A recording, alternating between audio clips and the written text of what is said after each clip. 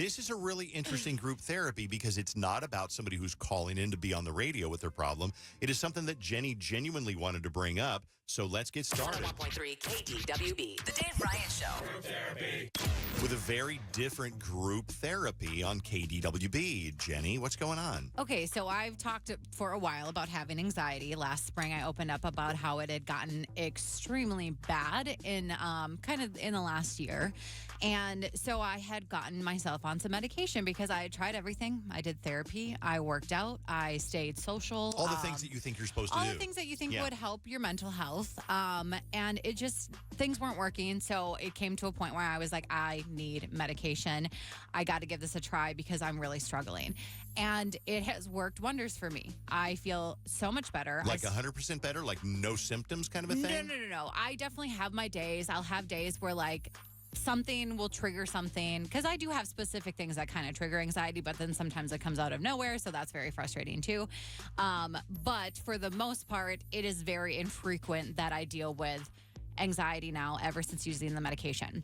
Well, I was just home over the weekend and I know my family means well. However, the way that they speak about medication is really frustrating for someone who's on it.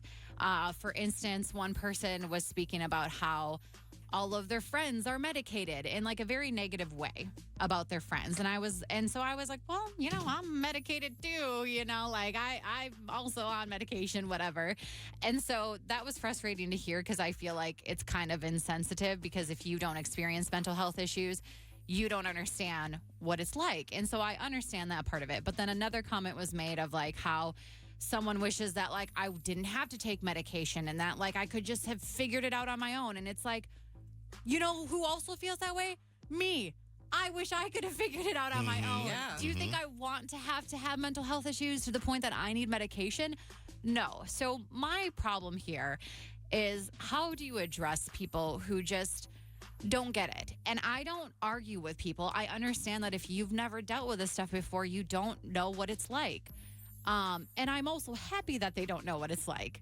And so my question is, if you've dealt with this before, how do you handle people who are insensitive to the fact that you're on medication and, in an eloquent way? Because I don't need to fight with anyone. I'm not angry for these comments. I'm just frustrated because another thing with mental health is you just want people to understand you and not make you feel worse about it. Yeah. And that's how it feels when people make comments. I think that from somebody who's never really struggled with any mental health issues, I'm pretty kind of even-keeled.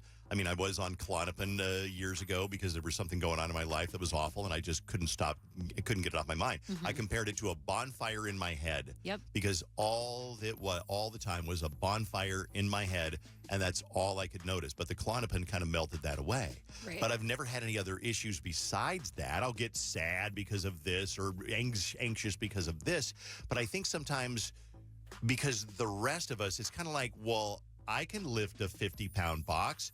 Can't you lift a 50-pound box? And that's a bad analogy, but it's like, I can do this math. Can't you do this math? Mm-hmm. So I think, I'm not defending people who question you, but I think that because we don't understand it, if we're in a bad mood, we go out and we exercise. If we're in a bad mood, we watch a show that makes us smile. So I think it's foreign to some of us, and we're like, you don't need to be medicated. Just do what I did. Go for a run. Right. And I will tell you the number one thing to say, not to say to someone if you're struggling is like, oh, well, why don't you just go outside for a walk? That's just not how it works. When you're really anxious, and I haven't dealt with depression before, like in bouts, but like not really bad depression. Mine is mostly anxiety.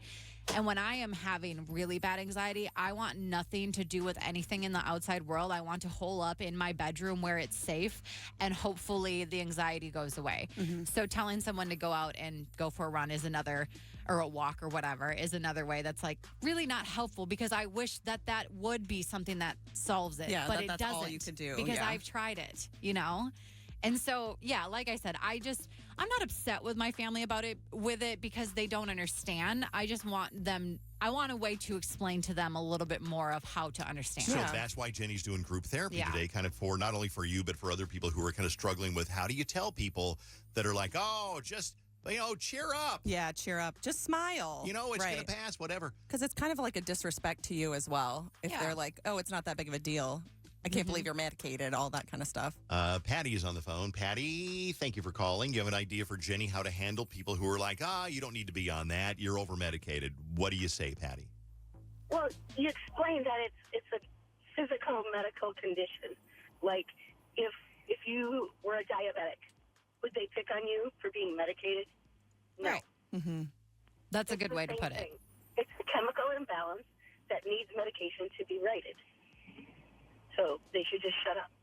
And I think I've said that to people before because that's how I try to explain it. But for some reason, that just doesn't come across because I don't have the physical symptoms that diabetes provides. Right. Well, not only that, and I've known you for 10 years, you're in a very, very even-keeled mood. So I would look at Jenny and say, well, she doesn't need any medication because you're very, very even-keeled. You come in like, I don't know, maybe a little cranky or a little tired some days, but 99% of the days you come in and you're the exact Jenny that I'm expecting. Well, she's gotten really good at masking it over time, Yes, especially. I have. Yeah. Because, I mean, like I said, when I opened up about my anxiety last spring, there were like multiple days I almost didn't come into work because it was so bad. And I tried to hide it. And like, to an extent, yes, you do have to like try to go about your daily life when you're dealing with those things. But yeah, it was really bad. And I'm happy I masked it. But at the same time, I probably should have asked for help sooner. Right. Well, you shouldn't have had to mask it too. Like that's such like a struggle that you went through, like honestly, by yourself. And like that's super brave of you to have done all of that. But then also even braver to like go out and, get the help that you needed. And so being kind of disrespected by your family in that way is kind of just like negates what you did for yourself. Yeah. Is there anything that triggers your anxiety? I mean, like, and this is what I'm trying to get at is like, I had a what I think this is the word, it was caused by a situation. Yeah. It wasn't like I just woke up one day going, man, I feel really anxious today. It was specifically caused by something. Is yours caused by something? Or is it just one of those things where like everything's going great, but you just can't shake this anxiety? Feeling, yeah. It's definitely both. There's definitely certain triggers, and I'm going to be honest, I'm not going to go into those things because that's personal. But there's definitely like I will remember 2 summers ago, I was going to be doing lake patrol on Lake Minnetonka, and I was just kind of sitting around waiting to go out on a Saturday, and I started feeling anxious for no reason, and I was so frustrated because I was like, "What? I'm just about to go do something fun that I like to do for work, and there's no reason to be feeling this," and I felt that. So it's a mixture for me. Somebody wants to know, Jenny, are you on the arm implant birth control that has been known to cause very bad anxiety? I am, but I've also been on it for a very long time, and I really don't think that's the cause because I've gone through different waves of anxiety. I started having anxiety when I was very young, got it really bad in college. I didn't get my birth control implant until I was like 26. Autumn is on the phone. Autumn, basically, Jenny is wondering, how to handle people who say things like, oh, you don't need to be on medication, go for a walk, or you're not depressed, or you're not anxious, or whatever. What do you got for Jenny, Autumn, and everybody else who's going through that? Yeah, I think it's really frustrating when people try to be like, well, just don't, or just calm down, because you physically cannot. Like, I've had to, even my own family, because when you don't go through it, that is, to them, it's just, well, just relax about it. But I've had to explain situations where I was like, this is what happened inside my brain, and I cannot shut it off.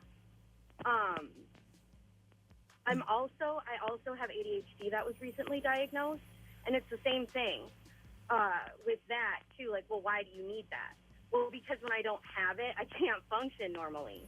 So it's hard because, like, when somebody has diabetes, nobody's like, well, just don't take your insulin. Just eat better or whatever. I think it's because there's so many, I get it. I think there's so many people who, like me, you're mentally, like, pretty even-keeled. And I get sad or whatever, but then I go, well, why aren't people like me? I'll give you an analogy. It's the same people who go, I can't believe you don't vote just like me. How can you not see it my way? Yeah. When your way is so clear to you, you can't understand anybody who can't just get off the couch and stop overeating and stop smoking and stop whatever to make yourself feel better and go out and do something that actually makes your like improves your life. You know, because we see it as like, well, there's a cause for it. Fix that cause and you'll be better. I think the frustrating thing is sometimes there's not a cause it just is there. Yeah, and it's frustrating when people aren't like understanding you when you're saying that to them. They're like, you don't understand, like, there's a cause to it. There's a reason I'm like this. And they're like, well, it doesn't make sense to me, so I'm not going to listen to you. And I know someone mentioned this earlier on the phone that, like, it is a chemical imbalance in your brain. And so it is something that, like, physically is happening inside of your body. But, like, there's no way for me to be like, open up my brain. Look at it. Yeah. This, Well, do you think this is blue and this should be red. I want to ask I want to ask the hard questions. Do you think that there are people who, and you can come at me for asking this, but I want to know, do you think that there are people who want to be on medication that really don't need to be on medication? Like, I want attention. I love to cause drama. I'm on 6 different kinds of this med, and this med because I love to tell my friends that I am suffering from this. And it's like, no, you're your own worst enemy. Fair question or no? See, I feel like in terms of like wanting attention, I think the percentage of those people is really slim. Though I do see, because I work with high schoolers, I do see them being like, oh, I have anxiety. But I think it's because they get anxious in situations and they haven't been trained how to deal with those situations. I love so what they you're saying. jump Yes. to Yeah. that I have anxiety or that they have any kind of, oh, I like to think about a lot of things at once, so I must have ADHD. But if they're not diagnosed, like I feel like it's a leap to make, and it happens more often with younger people because it seems like a lot of young people have mental health issues, and a lot of them do. And I'm not like trying to discredit the ones that do. No. But sometimes it's just that they haven't been given the tools to deal with them, deal with like being anxious or deal with, having a lot of thoughts or being having too much on your plate or I being think that's sad. true because I remember I used to get picked on when I was in 9th grade, and I thought about killing myself in 9th grade because I couldn't take it anymore. Every time I'd go into math class, I've never told this story before, there was a kid that humiliated me, and all of his dopey little friends and all the cute girls would laugh while he humiliated me. And I actually thought I might kill myself because I didn't have the skills or the life experience to say, here's what you got to do to handle it. Ask your teacher for help. Ask the principal for help. Ask the count. Whatever. I just tolerated it. Right. So, but when you get a little bit older, you go, well, I can do something about this. Right. And once you're Jenny's age, like people shouldn't be being like, well, you're just overreacting because she's clearly not. She's lived an entire adult life. Yes. And I have handled it most of my life without medication. But like I said, it just got to a point where I needed it. Yeah. Somebody on the phone is a hypnotherapist with advice. Good morning, Angela. Good morning. How are you guys? Hey, good. So just to fill, Jenny, just to update everybody, you just turn your radio on. Basically, just I'm on anxiety medication, and there just have been some insensitive comments made recently of like, I wish you weren't having to take that medication, and like making fun of people who are on medication and stuff. And it's just trying to figure out how to deal with those situations. So what do you want to say, Angela? So what I'd like to say is I work with a lot of clients who are on medication, some that want to get off of medication, some that want to stay on it. And so what I tell them to say is if someone makes a snide comment or a backwards comment, I say, why don't you start off by asking a person, hey, say you heard the person's name is Sally. Hey, Sally, do you really care about me? And of course, usually the response is yes. Yeah, and do you want the best for me? Yes. Well, then this is what's works best for me. So I thank you in supporting me, making decisions that make me feel healthy and make me feel right in my mind. I appreciate that you understand that this works for me. I love that. That's like exactly what I was looking for in this group therapy. It was just some way to say it to someone. Well, I'm not trying to be argumentative with anybody. I just want them to understand, because it really does like take away from this feeling already of like, I don't want to be anxious and I feel like crap because I'm anxious, and it makes it worse. Yeah, because people want to fix you. They want to help. It's coming from a place of love. And, unfortunately, online, social media, everywhere tells you medication is horrible. It can be. It can also be helpful. And they're coming from a place of wanting to help you, but that's not the right way to help you specifically. I think that's very well said. Thank you, Angela. Jenny, did you get your answer? You get any answers on this today? Yeah, I mean, a lot of answers. Thanks for everyone. There's so many texts that have come in, so thanks for everyone who's been texting in. But yes, thank you for the help, because sometimes we need help and we need to be on group therapy ourselves. Because therapy is important. Someone did text in saying medication turns the volume down, therapy changes the channel. Jenny, Okay, that's interesting. I like that. I will say, although, trying to get people to understand, sometimes there are some people that are just ignorant and they don't know, and there's some people that are ignorant and don't want to know. So for those people that don't want to know and you're trying to like tell them, hey, I need this, or I've tried everything else, it's okay to let that person out of your life. I'm a big advocate on cutting people off, whether it's friends or family, that are not well to your mental health, that are not good for your environment, for you. So, I mean, unfortunately, sometimes you do have to do that. Yeah, I've been lucky enough to say that I don't think I have anyone in my life that's like Which that. is great. It's Yes. just more so like they just don't understand. And then the comments that are made are out of lack of knowledge. Sure. Somebody commented on YouTube saying the easiest way to explain it, it's like you're dehydrated. People cannot tell you're dehydrated, but you can feel it. Same with anxiety. You can feel it, but others can't see it. Very I was good like, points. ooh, that's nice. That's good. Thanks for all the tips on that one. We appreciate that one. Anytime you want to do a group therapy, there's something you're kind of struggling with, whether it's a decision, whether it's something as stupid as whether to get this kind of a dog or that kind of a dog, you let us know, because somebody listening will be like, okay, never get that kind of a dog. Dalmatian. Okay. They're beautiful. They have spots. They're really cute. They're in that movie too. Yeah. I've heard that they are a ball of energy. So if you need advice on dogs, your neighbor, your relationship, anything, send me an email to ryanshow@kdwb.com.